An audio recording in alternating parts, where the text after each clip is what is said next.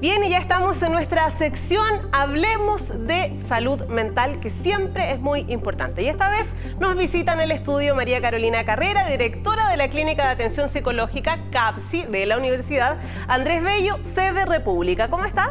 Hola, muchas gracias por la invitación. A usted por estar con nosotros acá hablando de algo que es tan relevante. Conversábamos recién con el representante de Fracción sobre las enfermedades crónicas, ¿no? Y cómo abordar la salud mental de esas personas que, entiendo yo, partimos de esta base, que son quienes más tienen problemas de salud mental a la larga. Estamos hablando de una enfermedad crónica, que es una enfermedad, como dice la Organización Mundial de la Salud, de larga duración, más de 6 meses, y con progresión en términos de implicancias que va teniendo. Entonces, los estudios en general han dado cuenta que más de las personas que tienen enfermedades crónicas, más del 30% tiene asociado además algún problema de salud mental producto de la enfermedad crónica.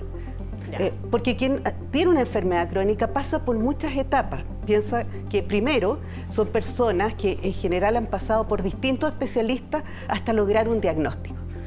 Un ejemplo muy típico es la fibromialgia, por ejemplo, que pasan por diferentes hasta lograr que alguien cuesta muchísimo, muchísimo. Entonces, primero viene eso, todo ese proceso que es agotador, cansador, que las personas se sienten mal, que muchas veces el entorno no les cree. Creen que esto es solo psicosomático, que algo está pasando, hasta llegar a un diagnóstico. Y el diagnóstico, si algunas veces, en algunos casos, puede ayudar, en otros es todo lo contrario. O sea, imagínate en un cáncer, con todo lo que la palabra tiene. Entonces, las personas pasan desde la preocupación, el miedo, la ira, la tristeza, y van en distintos momentos. ¿Y llega un momento en que se acepta la enfermedad? Yo diría que sí, que la gente aprende a convivir con la enfermedad. Y eso esa es la palabra. Tiene mucho que ver también con cómo como sociedad enfrentamos este tipo de enfermedades crónicas, ¿no? Cómo bajamos los miedos, cómo no discriminamos. Los mitos también que existen, la cantidad de mitos, ¿no es cierto? Porque no es lo mismo tener una diabetes, que es una enfermedad crónica controlada, a tener un EPOC o a tener un cáncer.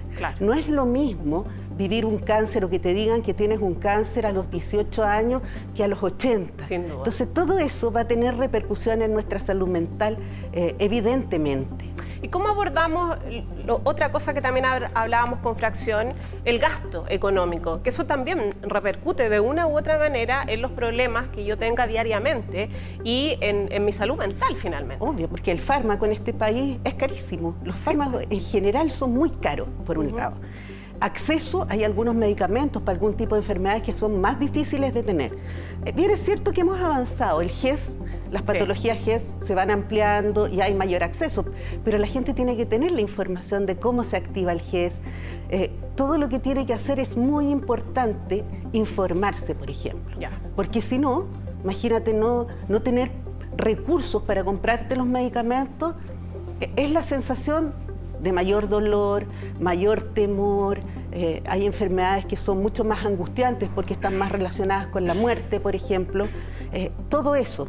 Entonces, en ese sentido, de alguna manera, estar predispuesto quizás a buscar alternativas e informarme para finalmente tener un alivio económico. Es muy importante que la persona que padece de alguna enfermedad crónica busque información. Pero también es muy importante que el sistema de salud otorgue la información, es decir, los médicos, ya sea la entiendan en el CEFAM, ya sea en el hospital, tienen que dejar un tiempo para entregarle información a la persona, que pueda preguntar todas las dudas que tiene, tal vez no en ese minuto, porque cuando a una persona le dicen, mire, usted tiene un EPOC o usted tiene un cáncer, y de inmediato darle todo el miedo, obvio. Necesita entonces bajar un poco y poder bajar los niveles de angustia para poder hacer las preguntas que requiere. Qué importante es eso finalmente. Debiéramos tener campañas informativas permanentemente nosotros sobre estas distintas maneras de cuidarse. Hay muchas agrupaciones además, estoy pensando estos días el cáncer de mamas que están, hay muchas agrupaciones que te entregan información, distintos. Por ahí ese puede ser una vía, por ejemplo, puede ser una para vía. llegar. Y otra vía porque también piensa que una enfermedad crónica no solo afecta a la persona que la está... Eso mismo quería preguntarte respecto al entorno, porque ahí también es importante que las personas que viven con quien esté enfermo o enferma también son súper importantes, ¿no? Son súper importantes por varias cosas. Primero, porque tienen que hacer toda la labor de cuidados. Incluso estamos pensando, por ejemplo, en personas que terminan postradas por una enfermedad crónica. Y eso es un desgaste muy grande. En este país, generalmente, quien cuida a quien está con una enfermedad crónica... También se enferma. También se enferma. La mayoría de las veces un familiar, porque no hay recursos para poder contratar, por ejemplo, un TENS o una TENS. No están los recursos. Entonces, es la propia familia que se hace cargo y también se enferma.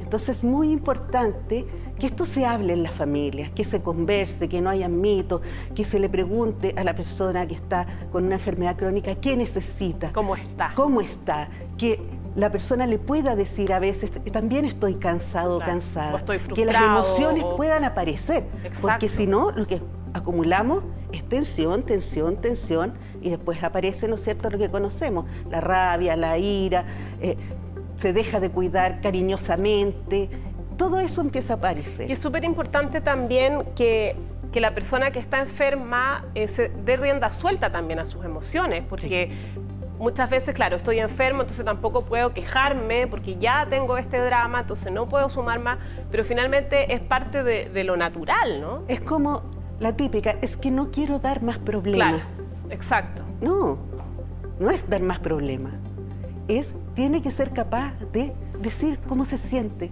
cuando uno tiene miedo, cuando uno tiene rabia, porque la primera formulación de pregunta que se instala a la gente, ¿y por qué esto me pasó a mí? No quiero esta enfermedad. Hasta lograr, ¿no es cierto?, adaptarse. Los seres humanos somos personas que nos adaptamos a todo y aprender a convivir con ella de la mejor manera posible, porque muchas de estas enfermedades terminan siendo bien invalidantes. Imagínate que hay cambios en la rutina cotidiana, hay una serie de cosas que dejas de hacer. Todo eso son factores que uno dice, no, pero ¿cómo tanto? Sí, repercute muchísimo en nuestra salud mental. Generalmente, los enfermos crónicos tienden a hacer mayores niveles de depresión. Por eso es muy importante todos los datos y la conversación que hemos tenido ahora. María Carolina Carrera, directora de la Clínica de Atención Psicológica CAPSI de la Universidad Andrés Bello de la sede República. Sí, exacto. Que estés muy bien. Muchas gracias por estar con nosotros aquí en Vía de Salud. Muchas gracias porque toman estos temas, ¿no? Salud y salud mental, sobre todo, con lo que se requiere en este país. Muchas gracias. Gracias, que estés muy bien.